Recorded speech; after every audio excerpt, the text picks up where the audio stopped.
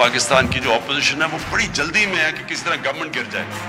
जो इमरान खान साहब कह रहे हैं कि ऑपोजिशन हमें गिराना चाहती है, खान साहब हम तो आपको हुकूमत करने देना चाहते हैं भाई, हम आपको नहीं गिराना चाहते। हम चाहते हैं कि आपका धोखा इस कौम के सामने पूरी तरह एक्सपोज होना चाहिए।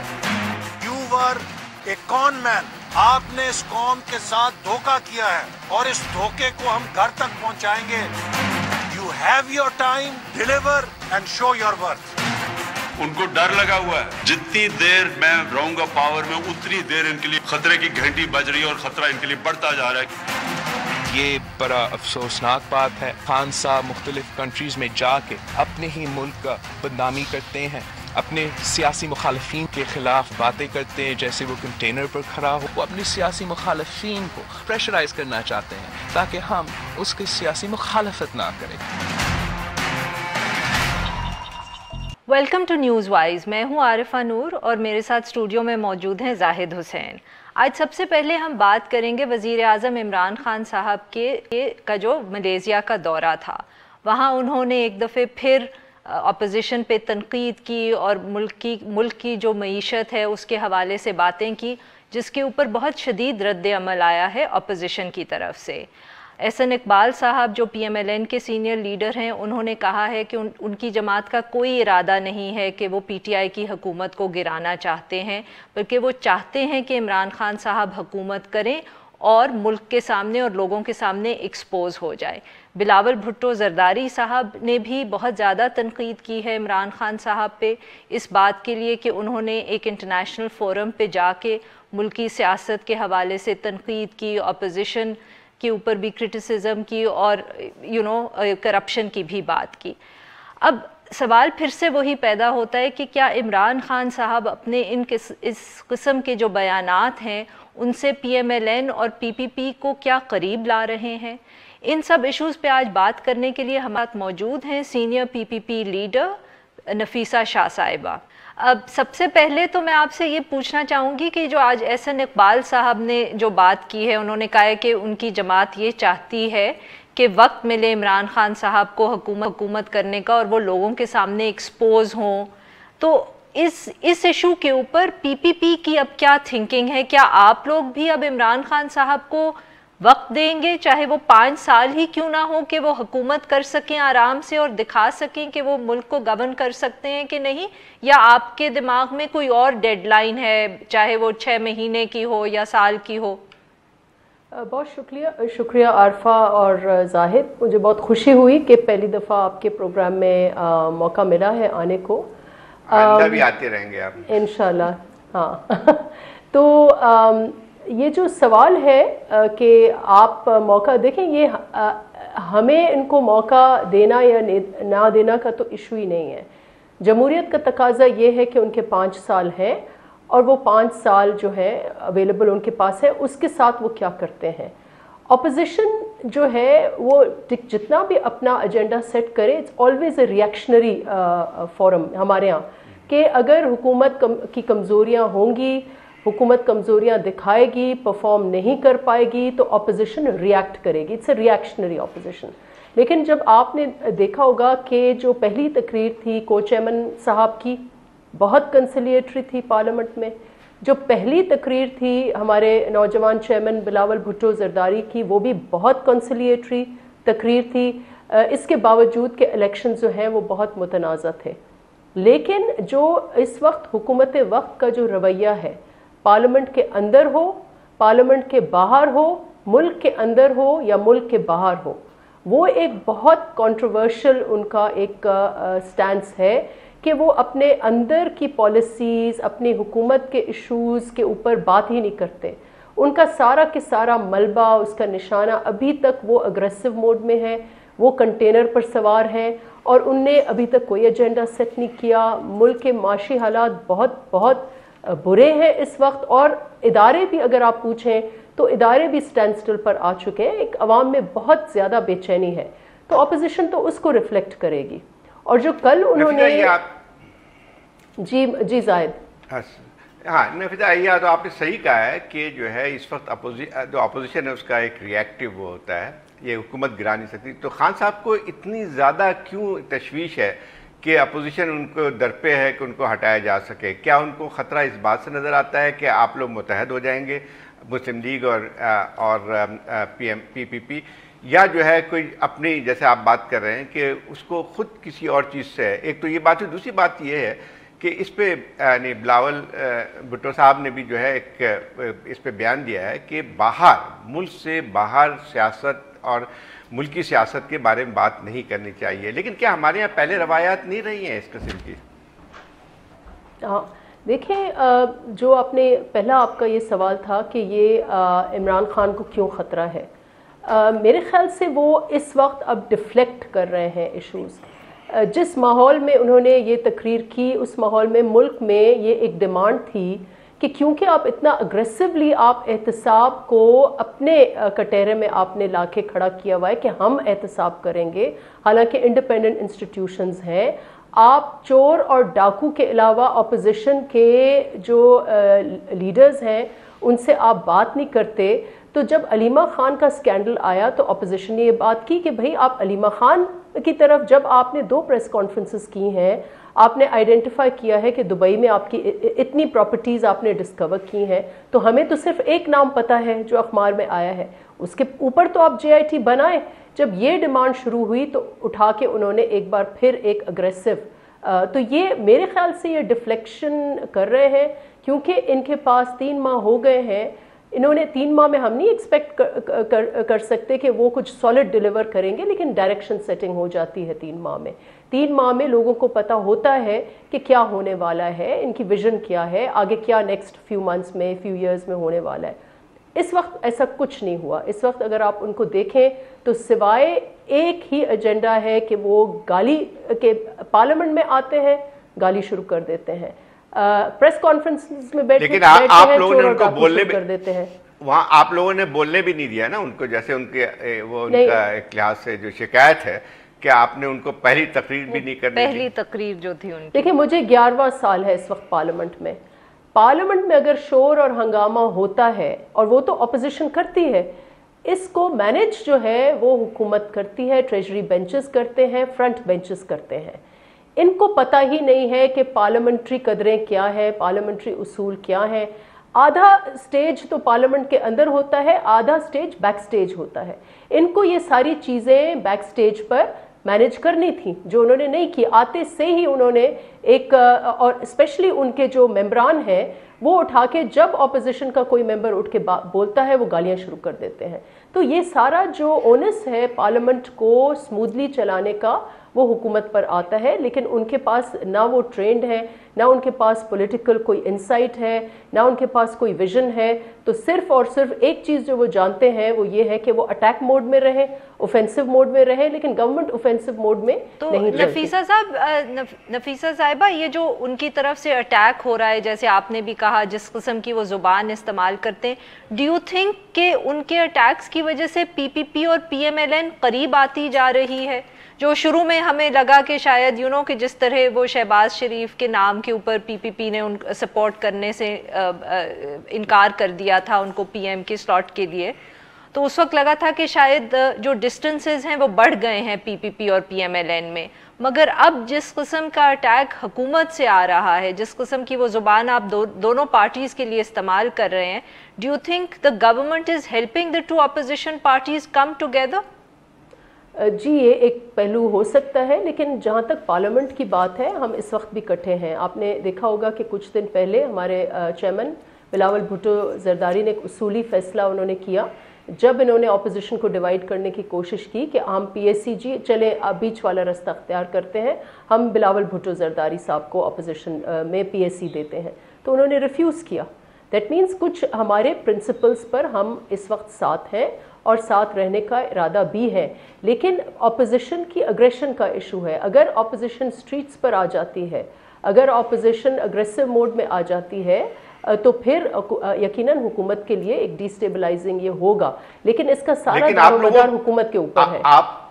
آپ لوگوں کے اوپر بھی جب آپ یہ بات کرتی ہیں کہ اسٹریٹ پہ لانا، اسٹریٹ پہ لانے کا مطلب کچھ اور بھی ہوتا ہے، کیونکہ آپ نے خود کہا ہے کہ ایک جمہوری ایک آپ طرز عمل اختیار کرنا چاہتے ہیں. तो उसमें बात ये आती है कि जो है वो सड़कों पे तो नहीं आ सकते हैं आप लोग, ये तो पक्की बात है, क्योंकि आपको खुद भी एक स्टेक मौजूद है सिस्टम में, आपकी सिंध में भी गवर्नमेंट मौजूद है। तो आपने जो पहले जो आप एक मिसाल दी थी आपने कि बिलावल की जो है इन्होंने एक कंसिलेटरी टोन इस्तेमाल किया, तो ये आप लोगों का अब भी जारी रहेगा कंसिलेटरी टोन, क्योंकि उनकी जो बातें थी वो ये थी कि हम जमहूरियत की खातिर जो है उसको आगे बढ़ाना चाहते हैं, तो विल इट कंटिन्यू या आप उसमें शिद्दत आएगी लेके? देखिए, आज जो हमारे चेयरमैन साहब ने एक स्टेटमेंट दी है उसमें यकीनन एक शिद्दत है, और उन्होंने एक वार्निंग दी है कि ये बंद करें ड्रामाबाजी, जो बाहर मुल्क में जाकर अपोजिशन को गालियां देना, कंटेनर। लेकिन नफीसा, पहले भी मैंने एक सवाल किया था कि ये रवायत बाहर जाके सियासतदानों, हमारे सियासतदानों, दूसरे ममालिक के लोग नहीं करते हैं, लेकिन हमारे यहाँ मुस्तकिल एक रवायत तो रही है कि हम अपनी सियासत को बाहर जाके डिस्कस करते हैं। सिर्फ इमरान खान की बात तो ज़्यादा शिद्दत के साथ कर रहे होंगे, लेकिन पहले भी हमारे यहाँ रहा है। देखिए, मैं नहीं समझती कि कोई भी वज़ीर आज़म, मैंने तो न देखा न सुना कि कोई सिटिंग प्राइम मिनिस्टर कोई ऐसी बात करे जो मुल्क में डिवीज़न क्रिएट। मुल्क में एक opposition is an institution, opposition is part of parliamentary politics. अगर वो रिफॉर्म्स लेके आ रहे हैं सपोजिंग करप्शन के ऊपर, तो वो जनरल बात कर सकते हैं, लेकिन आप अपोजिशन को इस तरीके से अटैक करें, और फिर चीन में भी उन्होंने किया, फिर मलेशिया में किया, तो ये तरीक़ेकार जो हमने पहले नहीं देखा। मैं खुद कई डेलीगेशंस पर जा चुकी हूँ। हम लोग जितनी भी पार्टीज़ होती हैं मिलकर बाई पार्टिजन होकर हम मुख्तलिफ इशूज़ पर मुल्क की बात करते हैं, और होना भी यही चाहिए, क्योंकि he is representing the country. तो ये एक मेजर एम्बैरसमेंट ये कर रहे हैं, इनको कोई तकाज़े पता नहीं है।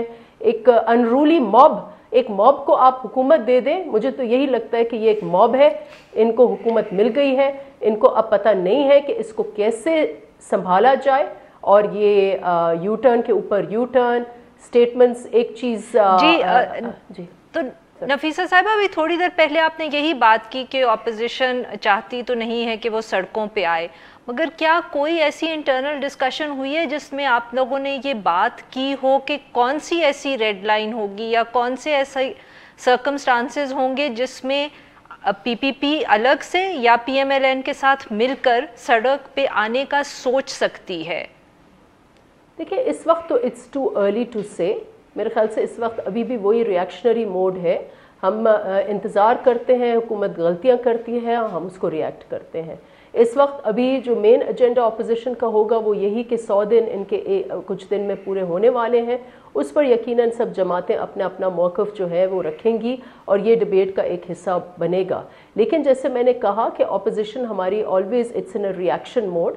कोई ऐसी चीज़, अगर वो ऐसी गलती करते हैं जो इस मुल्क को नुकसान, जो कुछ होगा मुल्क के मफाद में होगा।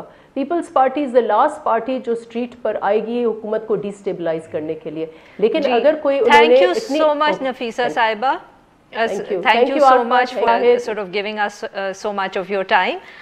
Now we'll take a short break, और जब हम ब्रेक से वापस आएंगे तो हम बात करेंगे जो आज बयान दिया है इंफॉर्मेशन मिनिस्टर फवाद चौधरी साहब ने। We'll be right back after a short break.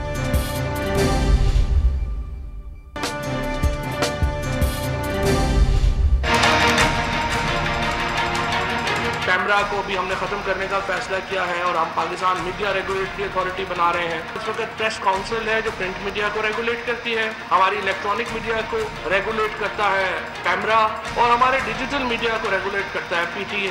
हम इसको कन्वर्ज कर रहे हैं तीनों को। हमारी कोशिश ये है कि इसको एक मॉडर्न की एक रेगुलेटरी अथॉरिटी बना सकें। Welcome back. इस दूसरे सेगमेंट में हम बात करेंगे वज़ीर इत्तलात फवाद चौधरी साहब के आज के बयान की, जिसमें उन्होंने दोबारा ये बात की है कि हुकूमत पेमरा को ख़त्म करके पाकिस्तान मीडिया रेगुलेटरी अथॉरिटी बनाने का फ़ैसला कर चुकी है, और ये जो नई अथॉरिटी होगी ये प्रिंट, इलेक्ट्रॉनिक और सोशल मीडिया तीनों को रेगुलेट करेगी।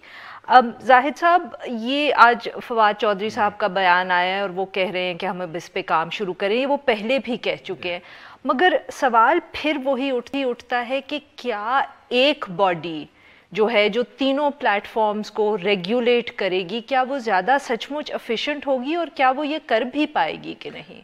دیکھیں یہی بات پہلے بھی آتی رہی ہے کہ آپ کا مقصد کیا ہے. پہلے تو بنیادی طور پہ یہاں سے شروع ہوتی ہے کہ کس وجہ سے یہ آپ ایک سب کو ضم کر کے ایک ریگولیٹری باڈی بنانا چاہتے ہیں, کیونکہ پرنٹ میڈیا ریگولیٹری باڈی کوئی ہے ہی نہیں. اس لحاظ سے جو والنٹری اس کی نوعیت ہے, کہ جو ہے بھی صحیح پریس کاؤنسل, وہ اس کے پاس وہ پاورز نہیں ہے جس قسم کے پیمرا کے پاس. مطلب یہ ہے کہ جو ہے جو اس قسم کے, اب اس میں پیمرا میں اس کا ضم کرنے کا مطلب یہ ہوا کہ آبجیکٹو مجھے صاف ظاہر لگتا ہے کہ پریس کو کنٹرول کرنے کا ہے, یعنی اس کے علاوہ مجھے کوئی چیز اور نظر نہیں آتی ہے. پورا T V and print media also. PEMRA کی جہاں تک یہ بات کر رہے ہیں, یہ میں دیکھ رہا تھا کہ ان کا کہنا یہ ہے کہ ہمارے پاس اتنے پیسے نہیں ہیں کہ ہم پیمرا کو کر سکیں, لیکن بھول جاتے ہیں کہ پیمرا جو ہے وہ حکومت کے اس پہ نہیں چلتی ہے. پیمرا کے خود اپنا بجٹ ہوتا ہے, پیمرا کی اپنی فیس ہوتی ہے جو آپ کو الیکٹرانک میڈیا کے سے ملتی ہے. پیمرا کا اور بھی بہت سارے کام ہوتے ہیں, جس میں یہ تھا کہ جتنے یہ کیبل آپریٹرس ہوتے ہیں, یہ ہوتے ہیں, جن کے لائسنسز ہوتے ہیں, وہ سب پیمرا کے انڈر میں آتے ہیں. تو مسئلہ یہ ہے, اگر فرض کیجئے کہ آپ کا یہ ہے کہ ریگولیٹری باڈی بنانے کا, تو زیادہ تر جو کام ہے وہ پھر وہ پیمرا ہی کا بن کے آئے گا. تو کوئی تک نظر نہیں آتی ہے کہ ہمیں یہاں پہ فنڈ نہیں ہے, ہمارے پاس ہم مقروض ہو گئے ہیں اس لیے ہم پیمرا کو ختم کرنا چاہتے ہیں. مقصد یہ نہیں ہے. پیمرا کو ختم کرنے کا مقصد یہی ہے کہ آپ جو ہے اور ایک ایسی چیز بنانا چاہتے ہیں جس میں آپ اس کا کہ سوشل میڈیا کو بھی کسی طور پہ کنٹرول کر سکیں. میں خیال یہ کہ بہت مشکل ہوگا حکومت کے لیے یہ کر پائیں گے, اور اپنے لیے پھر کنٹروورسی شروع کریں گے. ایک اور چیز عارفہ جو ہے اس پہ دیکھنا ہے کہ اوور آل فضا کیا بن رہی ہے. یہ بھی دیکھیں نا کہ پریس کے اوپر فضا کس طرح کی بن رہی ہے, اور وہ اسی چیز کی نشاندہی کرتی ہے کہ جب آپ یہ کہتے ہیں کہ تمام چیزوں کو ضم کر کے پرنٹ میڈیا کو بھی آپ کنٹرول کرنا چاہتے ہیں. آپ وجہ تو یہ نظر آتی ہے نا, وہ بہت پہلے ختم ہو چکا تھا. اب وہ لاز نہیں تھے جس کو ہم کہتے تھے کالے قانون ہوتے تھے پریس لاز پاکستان کے, وہ 1980s میں ختم ہو چکے تھے. تو اب تو مجھے لگتا ہے کہ آپ پھر اسی کی طرف لوٹ رہے ہیں. اچھا زاہد صاحب, آپ بالکل صحیح بات کریں, we'll come back to it. میں صرف تھوڑا سا آج اس پہ معلوم کری تھی کہ آج انہوں نے جو ایک دم پھر سے بیان دیا ہے, تو کیا سچ مچ پچھلی دفعے سے کیا پروگریس ہوئی ہے. تو اس وقت تک جو جرنلسٹ باڈیز ہیں ان کے ہاتھ میں کچھ بھی نہیں ہے. کوئی ڈرافٹ لا ایسا ابھی تیار نہیں ہوا بقول ان کے جو شیئر کیا گیا ہو. آپ کو پتہ ہے کچھ دن پہلے سی پی این ای کی طرف سے, عارف نظامی صاحب کی طرف سے تو ایک خط بھی آیا تھا کہ آپ ہمیں کچھ بتائیں. پھر حکومت سے بھی مجھے یہ معلوم ہوا ہے کہ ابھی یہ بہت ایک انیشل سٹیجز میں بات ہے, کیونکہ ڈرافٹ لا تو ایک بہت دور کی بات ہے. ابھی تو شاید کوئی کانسیپٹ پیپر بھی ایسا آفیشلی نہیں تیار ہوا. ایک فلوٹ اراؤنڈ کر رہا ہے جو شیئر کیا گیا, but it's more like a کہ اس کی کیوں ضرورت ہے, باقی کون سے 2-3 ممالک ہیں جن میں ایسی کوئی باڈیز ہیں یا نہیں ہیں, اور وہ کس طرح کام کرتی ہیں. So it's more of a concept paper یا تھاٹ پیپر یا جو بھی آپ کہہ سکیں. انہوں نے یہ بھی معلوم ہوا ہے کہ جب یہ ایکچولی ڈرافٹ ہوگا لا, تو پھر اس کو کیبنٹ میں جانا پڑے گا, وہاں سے اس کو اگر اپروول ملے گا تو پھر ہم لیجسلیچر کی طرف آئیں گے, اور پھر وہاں ہمیں نمبرز دیکھنے پڑیں گے.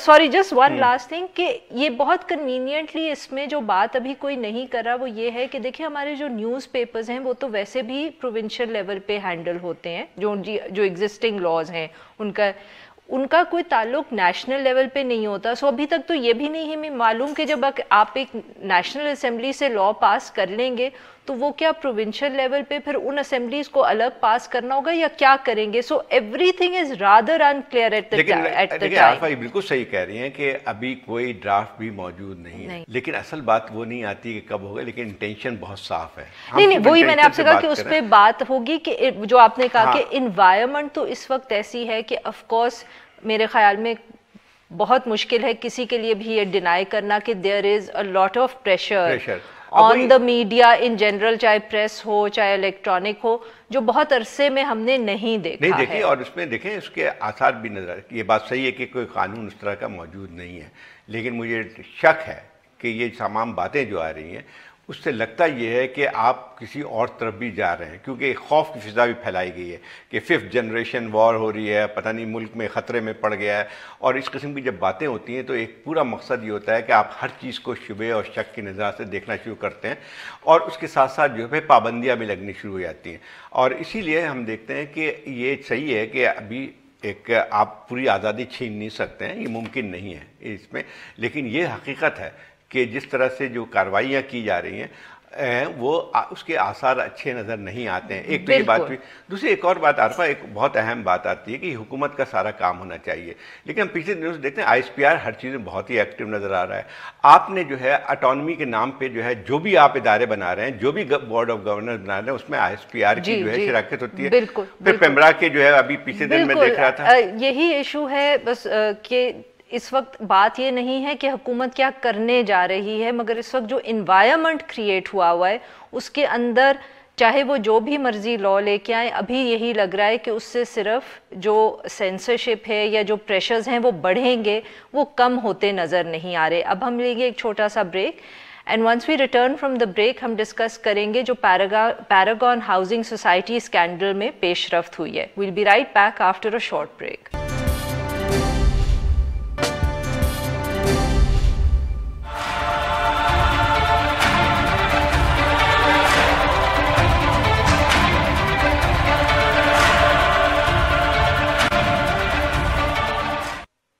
Welcome back. اب ہم بات کریں گے پیراگون ہاؤسنگ سوسائٹی اسکینڈل کی. اس اسکینڈل کے اہم ملزم اور پیراگون ہاؤسنگ سوسائٹی کے مالک قیصر امین بٹ نے نیب کو ریکویسٹ دے دی ہے پلی بارگین کی. وہ یہ کہہ رہے ہیں کہ وہ 3 انسٹالمنٹس میں پیسے واپس کر دیں گے. نیب نے ابھی جواب دینا ہے اس ریکویسٹ پہ. اس ریکویسٹ کے بعد پھر سے ہائی لائٹ ہو گیا ہے ایشو پلی بارگین کا, جس پہ کافی تنقید ہوئی ہے. سپریم کورٹ نے بھی تحفظات کا اظہار کیا ہے اس کانسیپٹ کے اوپر. اب ہم بات کریں گے راجہ عامر عباس, سابق ڈیپیوٹی پروسیکیوٹر نیب سے اس سارے ایشو کے اوپر. راجہ صاحب, تو یہ جو سارا کانسیپٹ ہے پلی بارگین کا, یہ نیب کا ایک حصہ ہے, مگر پچھلے سالوں میں اس پہ بہت زیادہ تنقید ہو رہی ہے. Do you think that this criticism is valid, it's merited? Obviously, I have always been of the view کہ یہ جو پلی بارگین کی ایک فیسلٹی دی ہے, although کہ جو یہ انکارپوریٹ ہوئی تھی لاء میں, وہ اس وقت ایک اس کی جو نیت ہے, یہ جو پرپز ہے, جو نیب آرڈیننس ہے, بیسیکلی اس کا پرپز یہ نہیں کہ آپ نے جیلوں میں لوگوں کو سڑانا ہے. اس کا مقصد یہ ہے کہ آپ نے وہ لوٹی ہوئی جو دولت ہے, لوٹیڈ اینڈ پلنڈڈ اماؤنٹ جو ان سے ہے, اس کی ریکوری کرنی ہے, اس کو واپس ملک کے خزانے میں لانا ہے. بیسیکلی اس کی نیب کی تھیم یہ ہے. اس کے ساتھ ساتھ اوبویسلی پنشمنٹ کا کانسیپٹ بھی ہے, لیکن اگر کوئی شخص یہ آپشن کرتا ہے کہ جناب ٹھیک ہے میں وہ تمام لوٹا ہوا پیسہ جو ہے وہ واپس کرتا ہوں, تو اس صورتحال میں اس کو یہ فیسلٹی سیکشن 25B کے تحت دی جاتی ہے. لیکن اس میں ایشو یہ آ جاتا ہے کہ نیب کے جو پورے لاز ہیں اس میں جو ایشو آ رہا ہے کہ یہ ایک آدمی کی گرد ریوالو کر رہا ہے, وہ ہے چیئرمین نیب. اس کو تمام اختیارات آلموسٹ دے دیے گئے ہیں کہ وہ پلی بارگین بھی منظور کرتے ہیں, آلدو اس کی اپروول کورٹ سے ہوتی ہے, لیکن اس میں جو پیسہ کا ڈٹرمن کرنا ہے کہ اماؤنٹ کیا ہے. سپوز ایک آدمی نے 1 بلین کی کرپشن کی ہے, تو سم ہاؤ اگر وہ کوئی اس کی تھوڑی سی بن جاتی ہے نیب کے ساتھ, تو وہ اگر 50% بھی دے دیتا ہے تو وہ اس کی 50% سیونگ ہو جاتی ہے, 50% میں دے کے وہ جیل نہیں جاتا.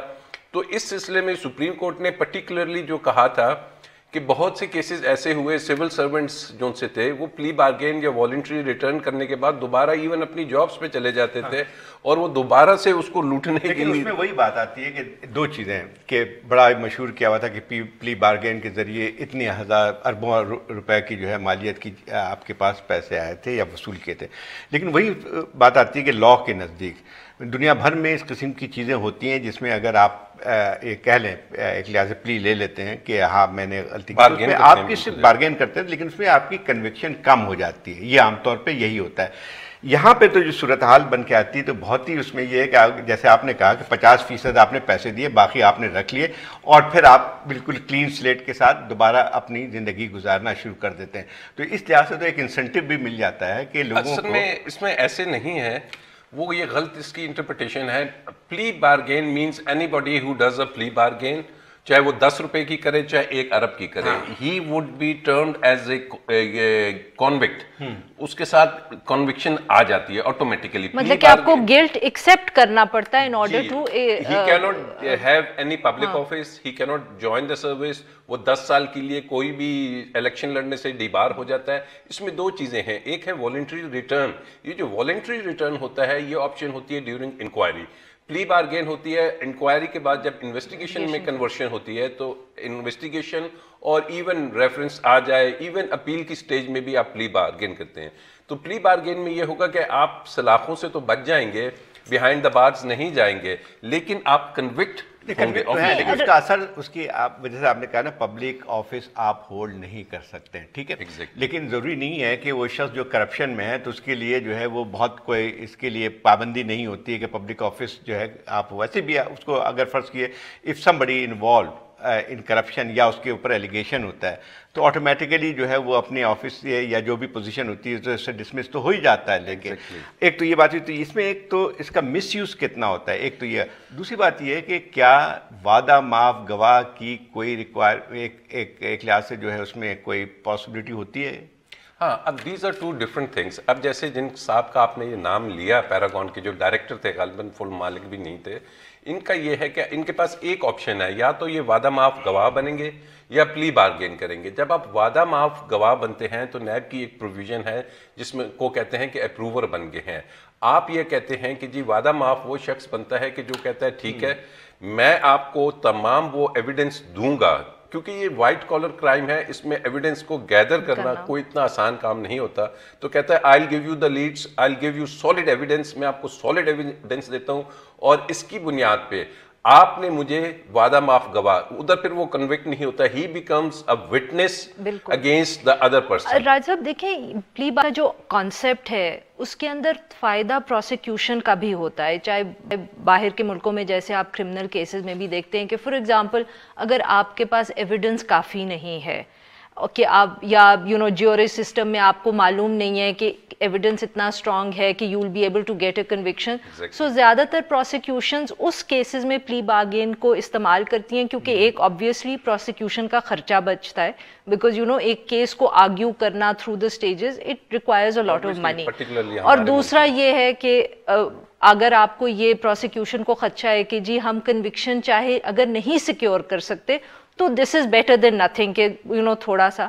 मगर हमारे यहाँ मसला ये हो रहा है कि ये जो साइड है, जो कॉन्सेप्ट है प्ली बार्गेन का, हमने तो उसको डिस्क्रेडिट इस वक्त कर दिया ना। आप जो बात कर रहे हैं, आप ये बेसिकली कह रहे हैं कि प्ली बार्गेन का कॉन्सेप्ट इन इटसेल्फ गलत नहीं है, जो पावर्स नैब चेयरमैन को आपने वो कर दिए हैं, उधर सेंट्रलाइज कर दिए हैं, तो वही वो मिसयूज हो रहे हैं। कॉन्सेप्ट ऑफ प्ली बार्गेन जो कि नैब में जिस तरह इतलाक है वही गलत है। नहीं कि basically it's not the concept, it is the way it's being used. इसमें अमेंडमेंट होनी चाहिए। हमने कहीं बात भी की थी और प्रपोज भी किया था कि इसको प्ली बार्गेन की जो ये फैसिलिटी है ये आप नैब के चेयरमैन से लेके अदालत को दे दीजिए, जो नैब की अदालत है। नैब का जज जो उनसे बैठा होगा वो डिटरमिन करेगा कि जी इम्बेजल्ड अमाउंट कितना था, लूटेड प्लंडेड अमाउंट कितना था, वो क्योंकि आईओ तमाम शवाहिद लेके आएगा, फिर वो एक फिगर फाइनल कर दे कि जी आपने ये 90% या 95% जमा करा दीजिए, और वो फिर ये डिस्क्रिशन जो सी है नैब अथॉरिटी की या एक सिंगल आदमी की, वो फिर काफी हद तक कम हो जाती है। नहीं तो वो आप बेसिकली कह रहे हैं कि जज को ये पावर दे दें टू डिसाइड आल्सो कि प्ली बार्गेन होना चाहिए कि नहीं, और साथ में ये कि अमाउंट डिसाइड करें। अमाउंट उसको इन्वेस्टिगेटिंग ऑफिसर बताएगा कि जनाब ऑब्वियसली जज ने तफ्तीश तो नहीं की, उसके सामने तो एविडेंस नहीं है। ये तमाम चीजें जज के सामने जब रखी जाएंगी तो वो एक बड़े अच्छे जुडिशियल माइंड के साथ डिटरमिन कर सकता है कि जी इसमें करप्शन कितनी हुई है और इसका अमाउंट क्या बनता है। अब हमारे यहाँ क्या होता है कि नोबडी नोज। अभी ये बड़े बड़े केसेस आपने प्ली बार्गेन ज्यादातर जो लोग कर रहे हैं ये मुदारबा के केसेस हैं जिन्होंने करोड़ों अरबों लिए हुए हैं। वो एक डबल शाह आया था जी प्ली बार्गेन, अब किसी को नहीं पता कि इसने कितने लोगों के पैसे लिए। एक और बात भी आती है ना, जब प्ली बार्गेन उस वक्त होती है जब वो तैयार हो जाता है, इसका मतलब ये हुआ इसके खिलाफ जो भी इल्जामात थे वो साबित हो चुके हैं हद तक, ठीक है। तो वही है कि अगर फर्ज कीजिए कि साबित हो गए हैं तो उसमें जरूरत क्या है कि प्ली बार्गेन करें जब when you have to recover that money anyway है। नहीं, साबित तो अदालत में जाके होते हैं ना। अभी प्ली बार्गेन में प्रोसिक्यूशन तो कहेगी हमारा केस स्ट्रांग है, लेकिन अदालत का जो हमारा सिस्टम है, एक तो बहुत से लोग घबराते हैं कि जी 10 साल तक तो केस ही चलते रहेंगे। अभी हमारे पास जो नैब में केसेस हैं, महासभा ये मियां साहब को अलहदा कर दीजिए, जो बाकी केसेस चल रहे हैं वो तो पिछले 10-12 साल में स्टेज उसके अगर आप स्केल पे देखें तो थर्ड स्केल पे उस स्टेज पे भी नहीं आए। उसमें सेटलमेंट हो जाता है ना, वो तो that's a totally different thing जो आप बता रहे हैं कि जो लंबे केसेस चलते हैं उसमें तो या आउट ऑफ कोर्ट भी सेटलमेंट हो जाता है, कोर्ट के सामने भी सेटलमेंट हो जाता है। नहीं, कोई सेटलमेंट नहीं। हमारा जो अनफॉर्चुनेटली जो अदालतें कम हैं, केसेस बहुत ज्यादा हैं। अब जरदारी साहब का केस 11 साल तक चला, 11 वर्ष तक वो केसेस चलते रहे, अल्टीमेटली वो खत्म हो गए। इसी तरीके से बहुत से केसेस मैं खुद जाती तौर पे कर रहा हूँ कि जो पिछले 7-8 साल से चले हैं, लेकिन अदालतों में कभी तारीख हो जाती है, कभी वकील ले लेते हैं, तो जो अदालती निजाम है वो उसको उतनी जल्दी तय नहीं करता। तो लोग इस एग्नी से भी बचने के लिए कि जी 8-10 साल मैं जेल में रहूंगा, उसके बाद क्या होगा, तो एक किसी शख्स में गिल्ट भी आ जाता है कि जी ठीक है ये पैसे लें, तो इसके अच्छाइयां भी हैं, इसमें कुछ बुराइयां भी हैं। जी बिल्कुल। सो बेसिकली इशू यही है कि शायद मसला इतना ज़्यादा प्ली बार्गेन के कॉन्सेप्ट का नहीं है, मगर जिस तरह उसके पावर्स सेंट्रलाइज कर दिए गए हैं और जिस तरह उसकी वजह से उसका जो अब्यूज़ हो रहा है, मसला उसका है और वो लॉ में अमेंडमेंट करने से बेहतर हो सकता है। अब हम लेंगे एक छोटा सा ब्रेक और जब ब्रेक से वापस आएंगे तो हम बात करेंगे जो आजकल प्रोटेस्ट हो रही हैं बार लॉयर्स की पंजाब के कुछ हिस्सों में। We'll be right back after a short break.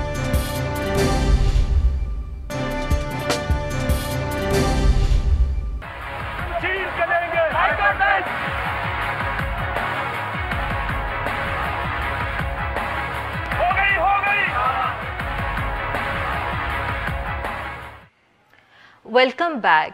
Programme के आखिरी हिस्से में हम बात करेंगे जो इस वक्त लॉयर कम्युनिटी प्रोटेस्ट कर रही है फैसलाबाद, सरगोदा और पंजाब के और हिस्सों में। उनका मुतालबा ये है कि फैसलाबाद के लिए भी एक हाई कोर्ट रजिस्ट्री का बेंच फॉर्म होना चाहिए। इस इशू पर हम बात करेंगे माहिर कानून Asad Jamal sahab. Welcome to the show Asad. शुक्रिया जी। अच्छा असद, सबसे पहले तो आप हमें ये बताएं कि ये जो लॉयर्स हैं इनकी ये जो डिमांड है कि फैसलाबाद का एक अपना बेंच होना चाहिए, आपके ख्याल में ये कितनी एक वैलिड डिमांड है? मेरा ख्याल है कि ये बहुत मुनासिब मुतालबा तो नहीं महसूस होता।